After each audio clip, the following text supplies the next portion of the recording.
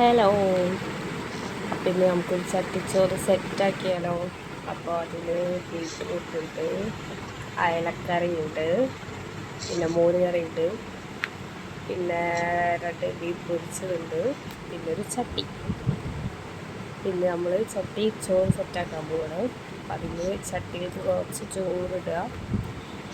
അങ്ങനെ ഇപ്പോൾ നമ്മുടെ വീട്ടിൽ എന്ത് കറിയാണുള്ളത് അതവിടെ ചട്ടിയിലിട്ട് പിന്നെ ചട്ടിച്ചോറായി. നമ്മൾ കടയിൽ നിന്ന് കുറേ പൈസ കൊടുത്ത് ചട്ടിച്ചോറ് വാങ്ങേണ്ട ആവശ്യമൊന്നുമില്ല. ഒരു ചട്ടി ഉണ്ടായാൽ മതി, പിന്നെ കുറച്ച് കറികളും ഉണ്ടായാൽ മതി.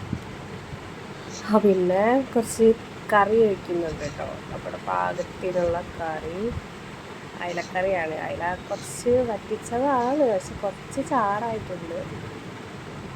പിന്നെ കറി ചൊടിക്കണം. പിന്നെ മോര് കറി ഇഷ്ടമില്ലാത്തവരാരും ഉണ്ടാവില്ല അല്ലേ.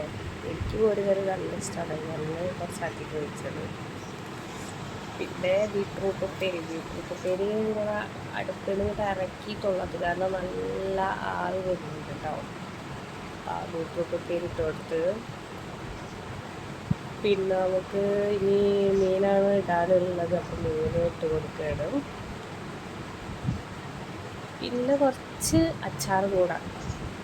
അപ്പം അച്ചാർ കൂടെ ഇട്ട് കഴിഞ്ഞാൽ നമ്മുടെ ചട്ടിച്ചോറ് സെറ്റ്.